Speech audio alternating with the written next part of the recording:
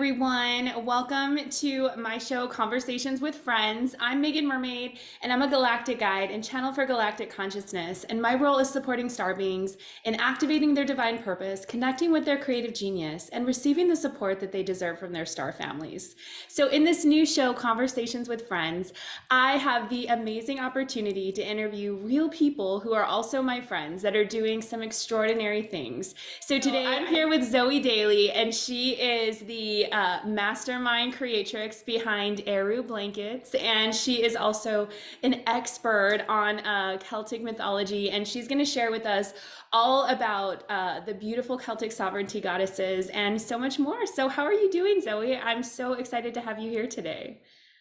Thank you, Megan. So good to be here. Yeah, I'm great. I'm great. Busy as ever, but delighted to be here. So yeah, and thank you to you just from the start. I want to say a big thank you to you for helping me get in touch with a lot of my own knowing and my own guidance. A lot of the work we've done together, a lot of the channel readings I've had with you, I have just helped me so much, really give me confidence in what I was receiving and have been working with all my life. It really helped me focus and give me a lot of validation and self-assurance. So I really, really want to thank you for that and really support your work. Oh, thank you so much. That means so much to me. And, it's been such a beautiful co-creation because I feel like all of the transmissions that have come through for you have also supported me. And when I started really connecting with these Celtic sovereignty goddesses, it started with Bridget, and then the Morrigan came through, and so many others. It just felt like there was like this missing piece that like I was finally able to put back into place of my DNA, of my ancestry, of my purpose. So I'd love for you to just share a little bit more about who these goddesses are. And of course, feel free to talk about how they play a role in your amazing business that is so supportive of the land. Yeah, well, thank you. I love how our work is supporting me, actually supported you, and that's how it all works. And they're weaving us all together in this way, I feel, because they're really making their presence known. And, we all have a connection to them. I think that's the key, and we, obviously you have Irish ancestry, and a lot of people have that Celtic ancestry. It spreads so wide, but they really are resonant and available for everybody, who just resonates with them in any way. So for me, they've always been my guides without me even realizing, I was kind of receiving messages from them always. I suppose, obviously, as a child, I would be, was very connected to nature, to the fairy realm, and speaking to the animals and the trees, and then growing up, all that gets knocked out of you depending on your situation, and we have to kind of scramble to reclaim all that. And I suppose actually at a really kind of challenging time in my life, over probably 8 years ago, they started kind of coming in much stronger to me. So it was really the Morrigan started speaking to me through the birds. She's associated with the crow, and she's a shapeshifter, but like literally there were crows landing on my doorstep, and they were talking to me like, very strongly, because, they're very forceful. These goddesses, they're very, not forceful, powerful, but when they want to get a message across, they're very strong. And they were just there every day, and they were saying, death is coming, death is coming. And it was real, like, matter of fact, but I was just like, la, la, la, la, because I didn't want to, I wasn't ready to listen. But that is kind of one of the gifts of the Morrigan. She can really be with you in a when you have to face the darker parts of your life, and walk you through those as a great guide. She's very much like the Kali Ma energy. So I realized then I always had a connection to them, and they, at that point where a lot was shifting in my life, they really kind of came in as a big support to me, just with, this is the thing about them. They existed in our mythology. I believe they were real. They lived on the earth at a certain period of time and are available now and coming back now. But, they really are, able to be present guides for your human situations. That's what I found, because they that's what it's been like for me, and all the advice they always give me, which was the same as what they were dealing with, because we're facing the same things as what they were dealing with. So they were, as they were guiding me, as a lot changed and shifted in my life. And I then also received a lot of information from them about my divine purpose, and they were guiding me through dreams, through visions, through just speaking to me about kind of the dreams I'd had in my heart since childhood, actually, which, is to do with the company that we've set up now. They were even very strong in that I would have, I'd had a dream literally about my partner now, who I met, who's a farmer, who I was to, set the business up with like 4 years later.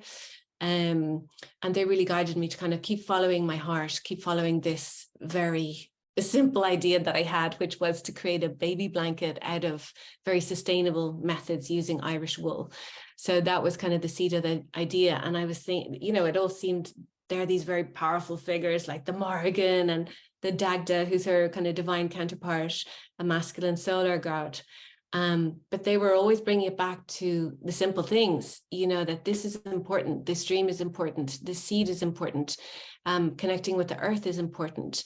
And actually now I see, they were helping me weave together, a very important mission, which is to reclaim. We're contributing in our company to reclaiming an industry, which is the wool industry in Ireland, which was decimated. We were like, it was our main industry for centuries, and then it was decimated over the past few decades. So kind of reclaiming this and putting it back together and helping the farmers and the land, it's all a service, but it's also, to serve me in an abundant way and to create abundance for everybody in the land. So they're really about always working with the land and working with community and working for yourself and working on yourself. So the whole concept of the sovereignty goddess, which is only recently I'm understanding that they're really kind of explaining this to me, was more about their role. The goddesses are known as sovereignty goddesses, which is actually like a historical term. You can find it in the history written about them, where a sovereignty goddess meant that essentially she spoke for the land. So there would be different ones appointed to different areas of the land. This was all over Ireland. I'm not sure if it was in the rest of the world. I know there are other cultures like this, but specifically, I know this sovereignty goddess was in Celtic mythology. And all over Ireland, there would be different ones that spoke for the land. So when I say spoke for the land, they were in such harmony and communion with the earth. Like their bodies were her body. They were just in total communion with her.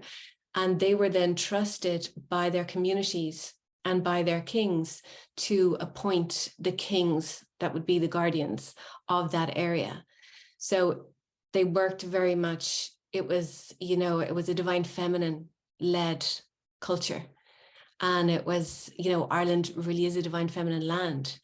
And it was, and then, so much stuff has happened since. But the concept of the sovereignty goddess, there's so much to it, but yet it boils down into simple kind of constructs. They're always bringing me down to the simple nutshells. They have a lot to bring. Each different one brings a lot of different kind of wisdom, but essentially they're always saying, the sovereignty goddess is the one who embodies a connection to the land, who claims her direct connection to the land and who claims her direct connection to source. And she embodies that. And that's the sovereignty. And she also embodies the sovereignty of the inner masculine and feminine energies, which is, encapsulated in a divine feminine led way. Does that make sense? So it's almost like a cross. I see it like that, with like a circle and the sovereignty pieces in the middle. That's kind of where they stand. But I believe this was, this really resonated with the community, because their role was in service, and this really kept harmonic balance within the communities, with the kings who honored this way, and they honored the feminine within themselves, and this balance within themselves as well. And then that served the land and like the grid systems, and and everything flowed. So for me, just to say, like, knowing about these sovereignty goddesses, it was really, for me personally, the Sophia Code that I learned, because sovereignty is such a word that is, especially as an Irish person, it's a very political word. It holds a lot of tension, actually. Even when people talk about it, people get uncomfortable, sovereignty, because of the division in our land. And when you talk about a sovereign Ireland, people get, there's a lot of trauma there because of obviously Northern Ireland is still under British rule. So the concept of sovereignty is a hot subject that evokes a lot of kind of feelings. So I was always confused about that, of the land, and then really actually coming across Sophia Good, which was at the same time that I was really kind of coming into touch with these. I understood the concept of embodying it within yourself, and that's when kind of I'm now beginning to understand more of what they're telling me about it. So sorry, Megan, that was such a long introduction. Oh, no, I mean, you shared so many good things. And, what really stood out to me is that they were in service to the land, and that there was this harmonic balance between masculine and feminine. And I know that in our talks, you shared a lot about like the esoteric meanings, or sort of like the hidden symbolism of this mythology, and how it has codes. It has codes that can sort of help us to unlock those that femininity and that sovereignty and that co-creation with the land. So I'd love for you to just share, how is it that Ireland is so important right now for the rest of the world? And how can we work with these sovereignty goddesses to support the land wherever we're at in this moment? Yeah, I mean, like, that's a big question, and I'm always reluctant to speak for the country, or, because people have so many different they would have different connections. Everyone has their own connection. I know Bridget, for example, like people have such strong connection to her, and everybody does. And there has also been a lot of manipulation around these goddesses. So, like that similar story that we're familiar with, leading female characters in history have been rewritten, have been, just turned into something they're not. So especially with these, a lot of the very powerful ones, the Morrigan, Queen Maeve, they have been really vilified and described as, warring goddesses, bloodthirsty, responsible for these wars, because our mythology does revolve around a lot of wars and battles.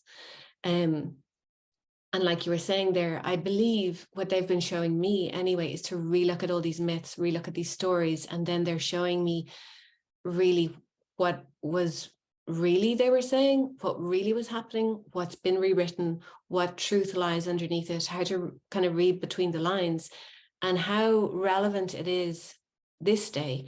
Because as you say, it's almost like I can't say how Ireland's important for the rest of the world, but it does feel like there's something here that everybody can have, it's like our connection to the land, our connection to the she and the fairy realms, which they are an emanation of, I believe. They're so deeply connected. There's just something in that that's for everybody. I do believe the land itself has all these portals to the whole planet, and there's something about that.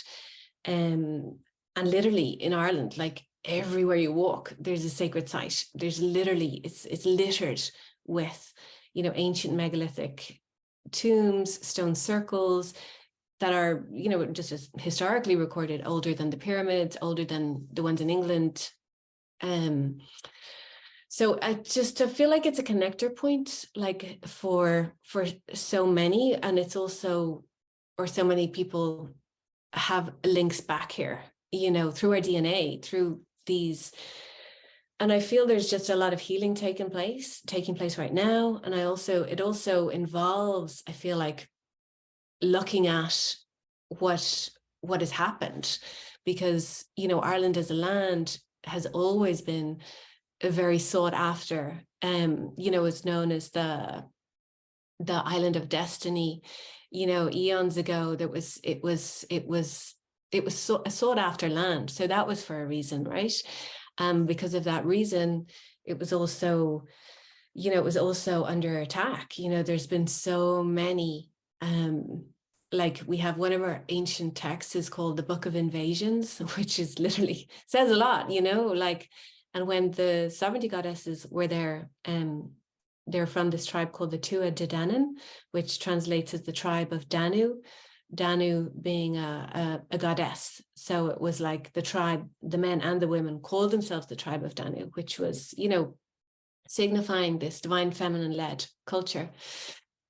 You know, I believe when they were there, they were restoring, you know, the land which had been under attack. And then they were doing this through ritual, through practices, which I feel that, yeah, that's the kind of thing they're bringing to us today. So they worked a lot around the Celtic wheel of festivals around, we just went through Bealtaine, which is in May, which is, you know, a festival where it's a fire festival, actually, because they were so closely working with the elements, especially, you know, Bridget, and so connected to the land in that way that they worked with the elements.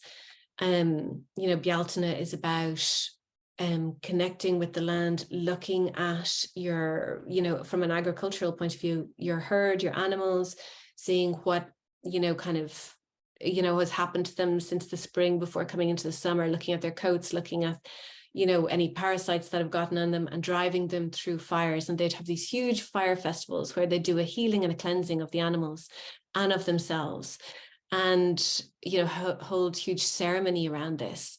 And, you know, how like that relates to us today is like to use that time of Bealtaine, you know, create your own ritual, light your own candle, create a ceremony for yourself around this time to really examine, you know, what's going on in your field. They always say, like, you know, they use the land always, you know, in conversation, but it's always related to your energy field. So they're like, you know, it's a time to examine your field. What parasites are in there? What leaks are in there? What do we need to examine? And then what can we bring through the fire to transmute and clear the way for the next season? You know, so it's also mirroring of our consciousness. And that's how then I begin to see, oh, well, their land was their body, was their fields that they're talking about, is their energy field.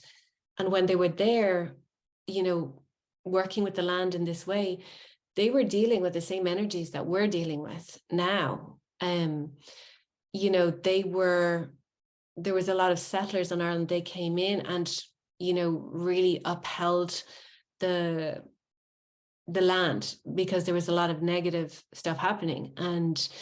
And then they got invaded finally, who were, you know, described as the most recent settlers to Ireland. So I believe that they were then also, you know, weaving in codes into the land and codes into the community, especially through ceremony.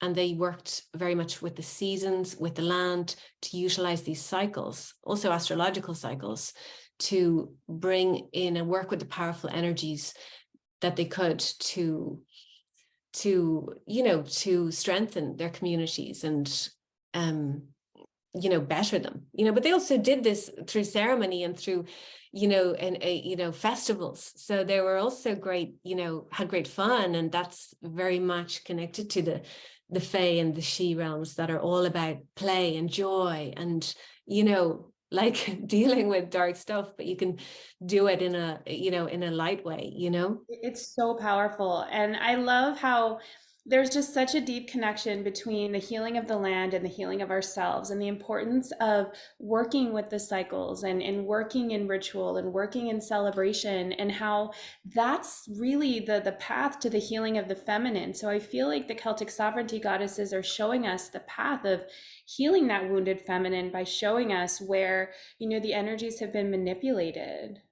Yeah, exactly. Yeah. And that's not to say, though they work with play and they work, in that way, they're not afraid of going into the dark and looking at the dark. And I think for me, they encourage me to witness that really within myself and within our history of what's happened to reclaim, to really look. You have to see something, right? You have to see how bad something is sometimes in order to heal it. You have to see it. You have to go into the shadow and the dark, and that's why they're great guides for doing that, because they don't have the fear of that, and then they can work in a celebratory way as well.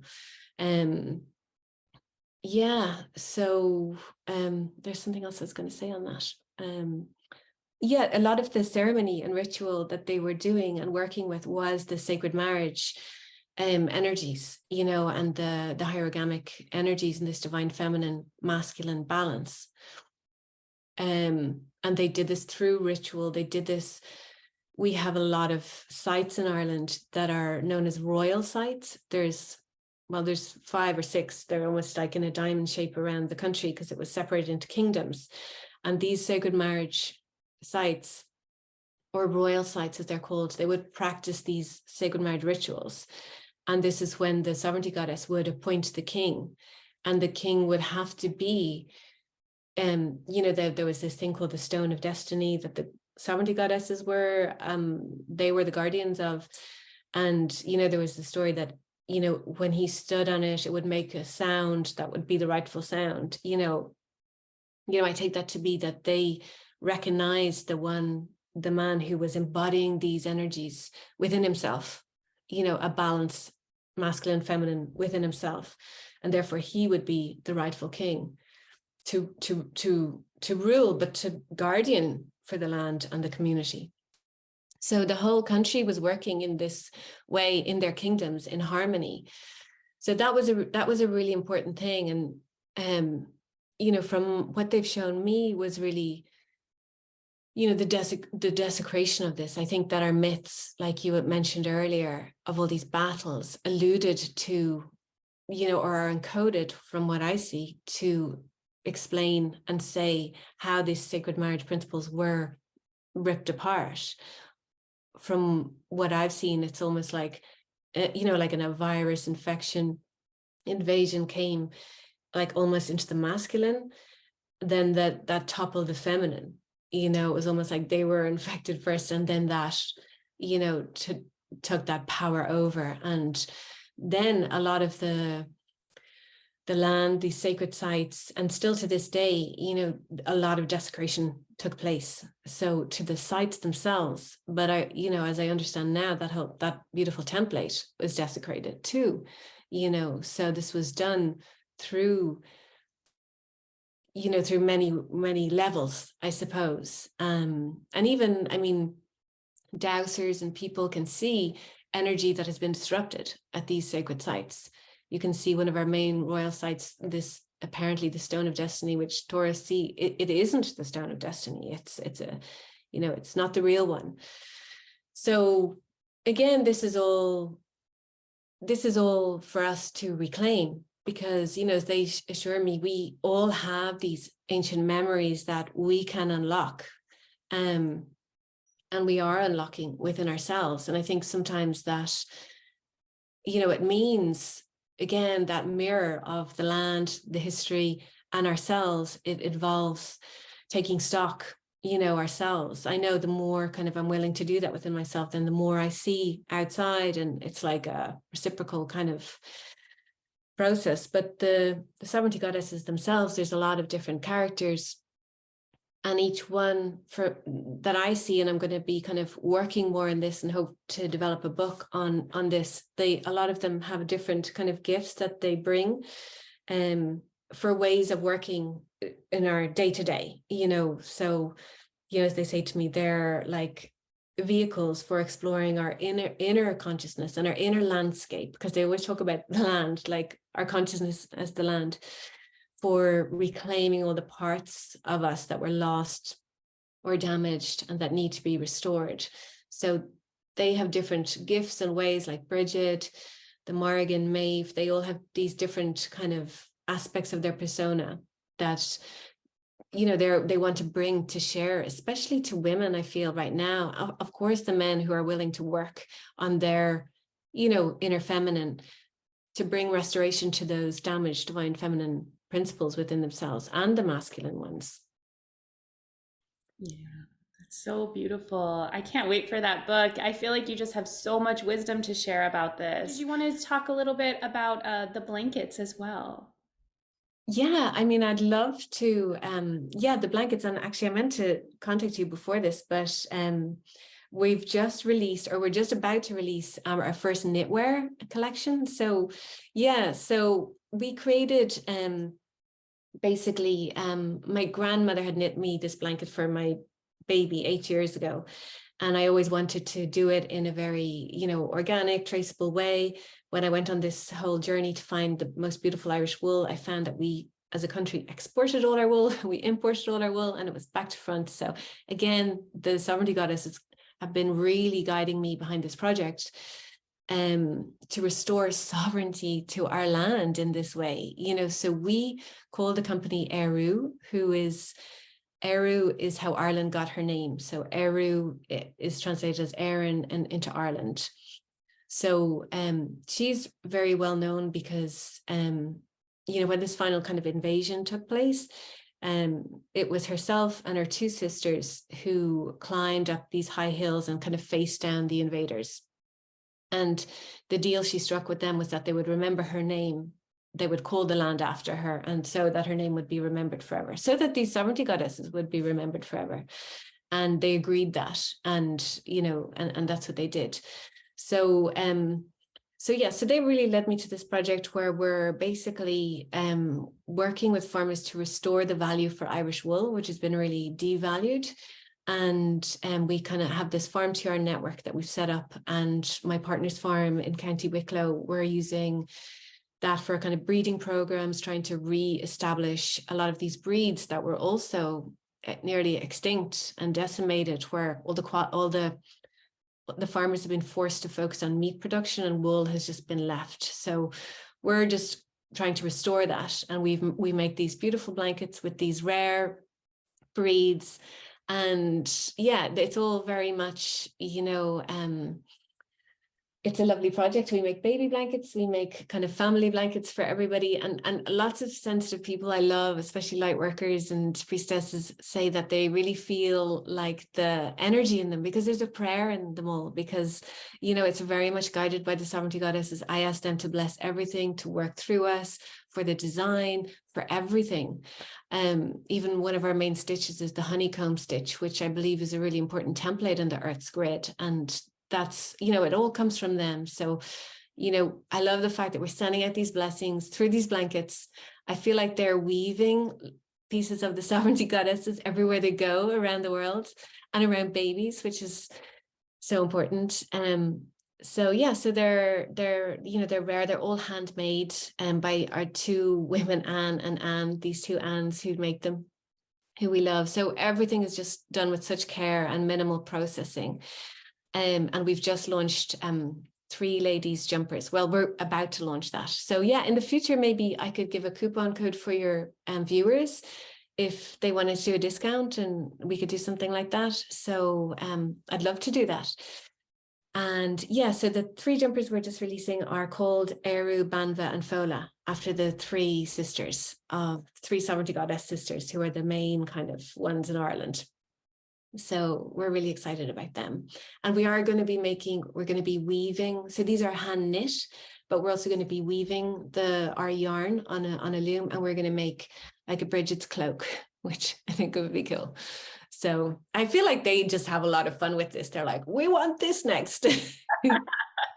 I know it must just be so fun to be the creatrix and the vessel for this. And what a powerful story to just be open to all of this that is coming through that's bringing so many blessings. I remember when I first received my blanket, I was just like in tears. Like I put it over my shoulders and I was like, I could feel the energy. It was so powerful. And what you're doing is such a blessing. And thank you, for your generosity with the coupon code, if that's something that we can get together. But I'm just so excited for everything that's coming through on this project. So when did it start exactly?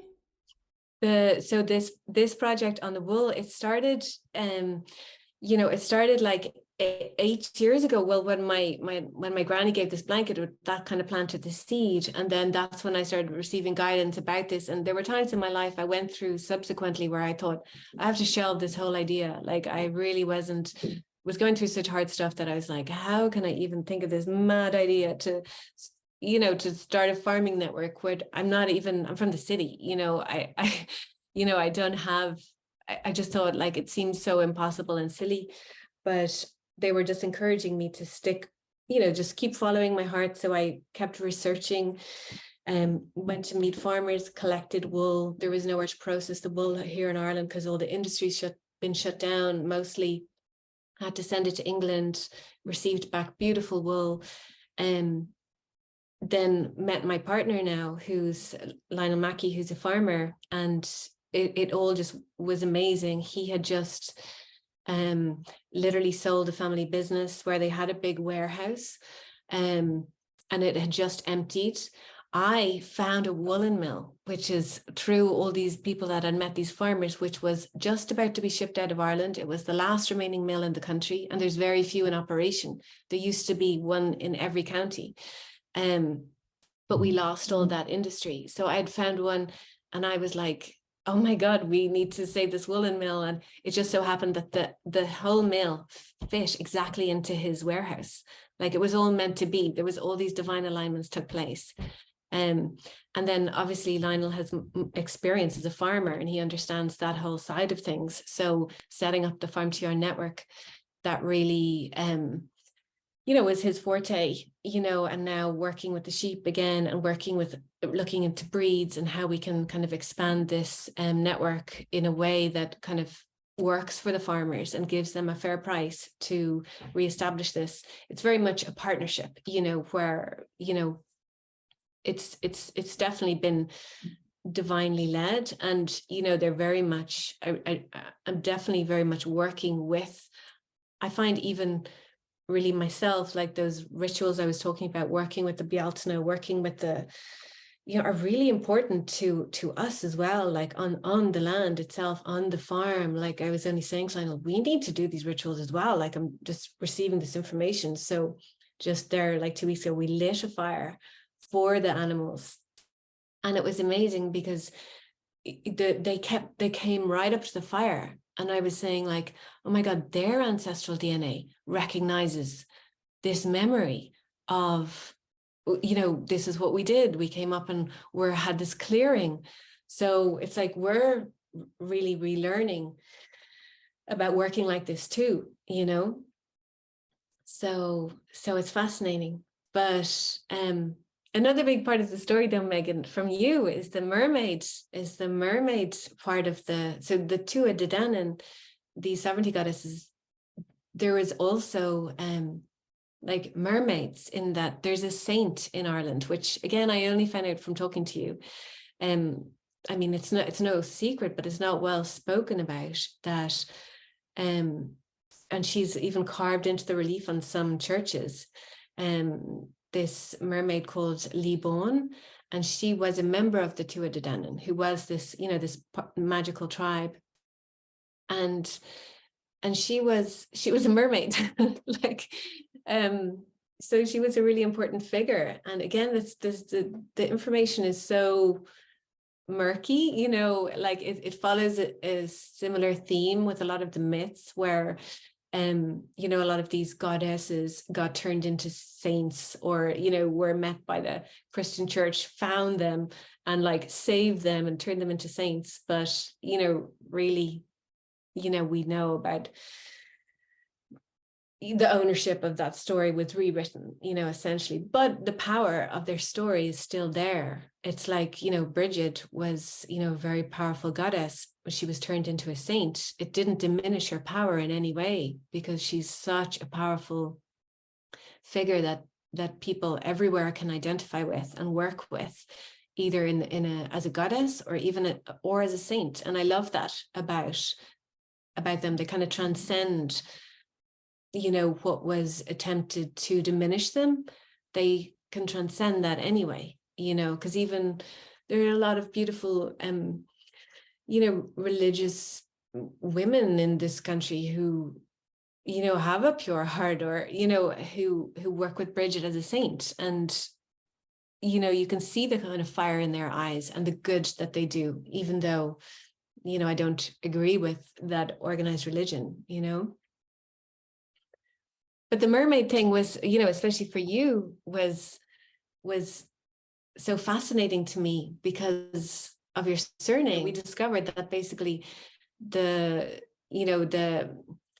all these stories about mermaids. Obviously we're an island, the Selkie, the Merrow, all these different names for mermaids. And there was apparently, at the last invasion that I spoke about there was a group of mermaids who tried to stop this ship coming, which I love as well. But apparently a lot of the stories revolve around, men capturing them and taking their cap or kind of stealing their magic or whatever. And there's a lot of stories also where they married into clans, humans. And there's a lot of stories about this, not just mermaids, but through the fairy folklore as well, which I believe is them like preserving their DNA, mixing their DNA in with humanity so that we would, survive and reactivate our DNA along these lines at these times. So, but the Merrows in particular are associated with the O'Flahertys. And there was only like 2 families they speak about that they married into. So that was your family. I know. Like if there couldn't have been like a more like blatant, I was so shocked. I'm like, well, this is definitely my work. I know.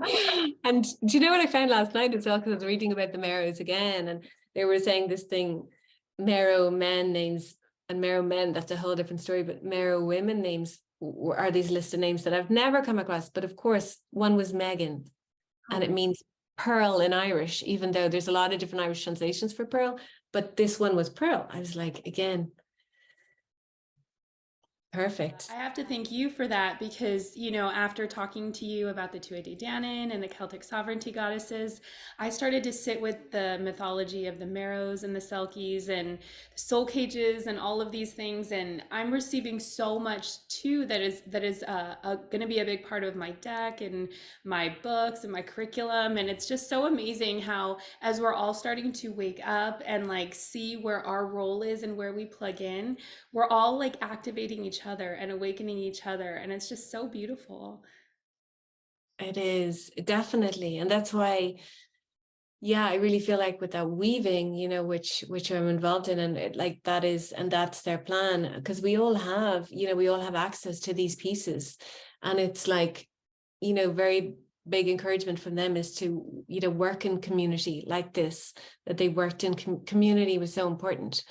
And that's why it does feel so important to work as community and share these pieces that activate the other pieces. Like this big weave is all coming together, from each other,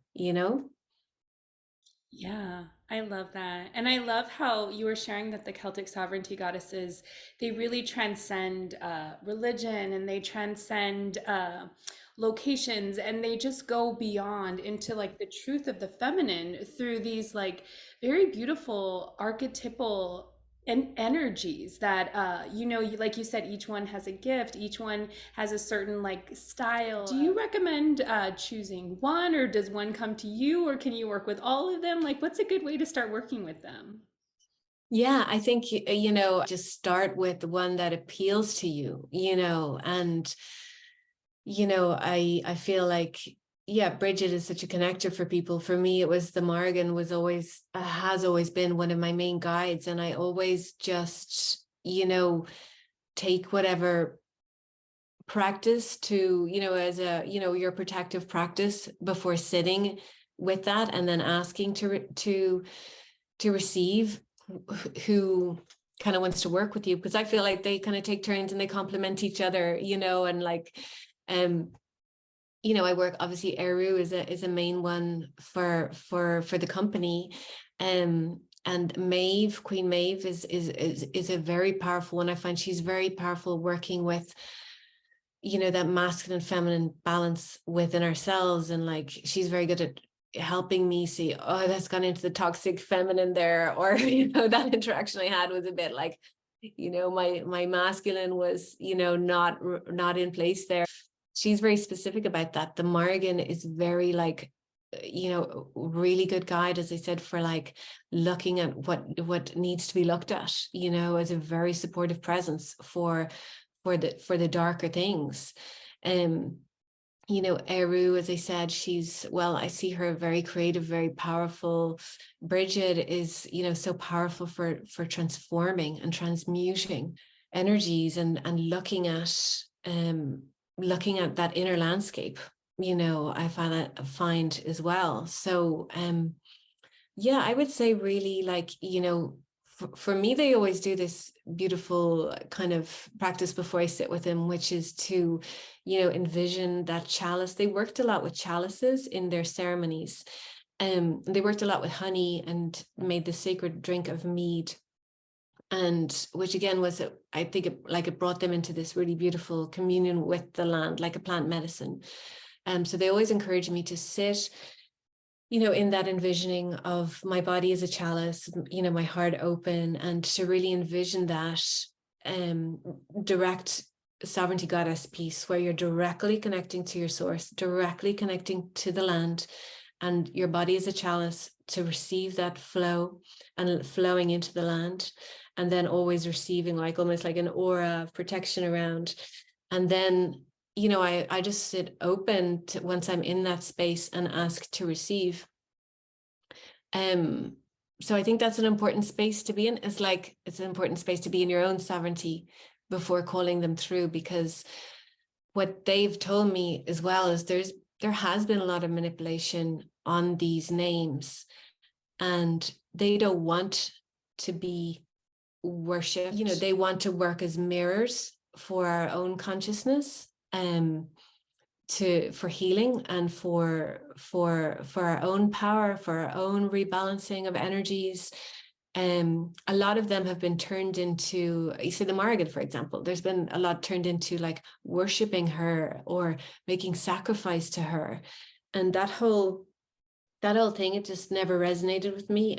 From what I've received is like, they don't want that. She doesn't want any sacrifice. It's honoring is how they work, honoring and creating altars and all of that good stuff. And especially honoring in the land, or creating, going out and creating an altar in nature, or speaking to the trees and like talking with them under the trees, and connecting with the elementals as well. In that space of honoring, rather than worshiping. And I think that's just a really important message, because there's been so much that's been manipulated around their images and personas, that feeds into something else that's not like the true sovereignty of who they are. They want to be kind of mirrors to us as guides. Yeah, absolutely. And I love that you brought that up, especially the worship piece or the sacrifices. And I know, going back to the Morrigan, there's been so many ways that she's been seen as, this like overtly sexual being, or like just fearful, like someone you need to fear. And it just goes to show how, it's all manipulated based on the fears of the feminine itself, and the dark feminine. And I love how you brought her back to, beings like Kali Ma and stuff like that. I know, working with her recently, she's given me the words like, let what's dead be dead. And so when I work with her, it's just been Ooh. huge, like what needs to die so that new things can come in. And it's very clear, it's very practical. And for me, working with them has been like guides and friends. And I feel that that's sort of what you're promoting as well, that they're here to walk with us and to show us the way, but that they're not above us. Absolutely. Yeah, exactly. Because when I first really started connecting with them, I was a bit fearful because there's so much stuff out there, and I really was certain with my guides that I was working with that I was like, oh, is it okay? Because again, I had this bad taste in my mouth from hearing about these. They've been really, maligned. As I said, as bloodthirsty, overtly sexual instead of in their divine feminine goddess power. Everything powerful about them has been inverted into a negative.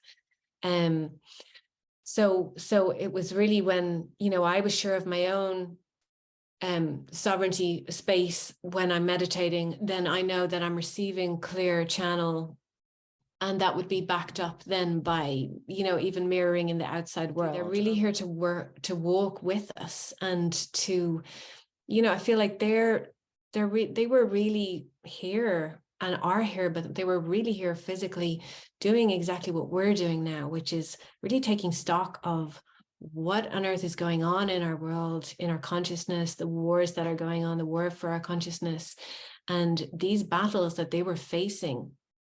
I think that's what gets them confused sometimes, because in our mythology, they're battling all the time.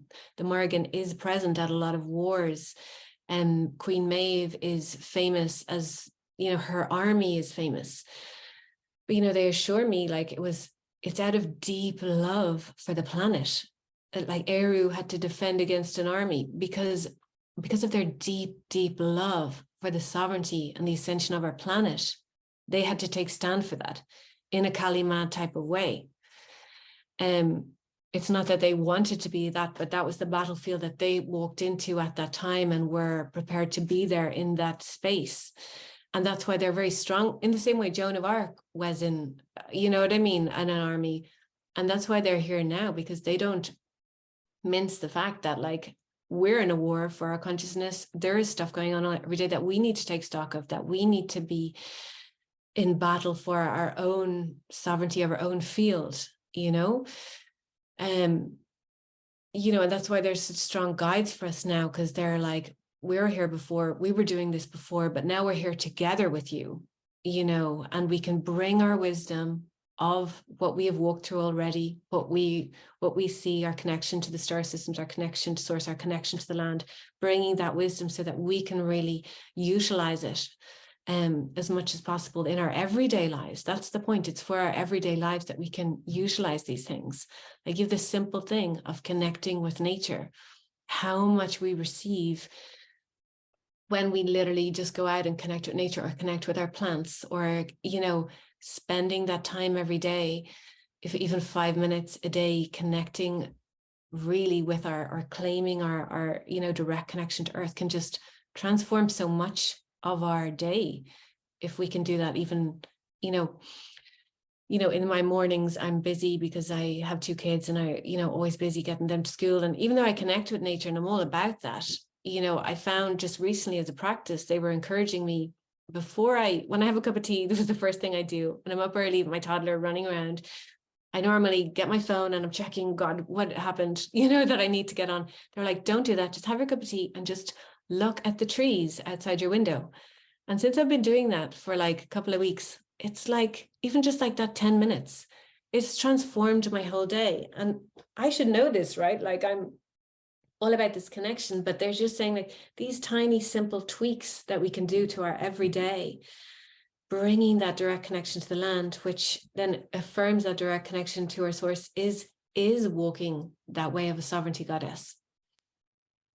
And it's so transformative to our day, we can bring these things in. That's what I'm saying. They're not so like, even though these are amazing guides, they're really encouraging. These are little things you can weave into your everyday, living, activating this template of the sovereignty goddess, as they call it to me. That's so beautiful. And I love how they're so real and they're so accessible. And I feel like I need to start that practice as well, because it's those simple acts of starting your day and connecting with nature, like you said, that plug us back into source in the present moment and our power. So thank you so much, Zoe. This has been such an amazing conversation. Is there anything you'd like to end with or share before we close today? Yeah, no, I'm so grateful. I'm so grateful that like this gift that I have of them in my life is can be shared, and you know that we've helped each other activate it more strongly in ourselves, just personally between the two of us. So to expand that to others is also such a gift. Like I'll connect with you after and maybe make that coupon code for any of your viewers that want to avail of a 10% discount code. We could do that for the blankets, but also for the kind of knitwear we're about to launch as well. I think that would be cool. I'm so excited. And I'm also going to link your YouTube because you have so many amazing videos where you go so much deeper into this topic and you talk more about each of the individual sovereignty goddesses. So I'm so excited. I can't wait to hear more about what's coming through for you. Okay, well, I'm so excited. I'm grateful. Thank you so much, Megan. It's been such a treat. Absolutely. Have a great day. Talk to you soon.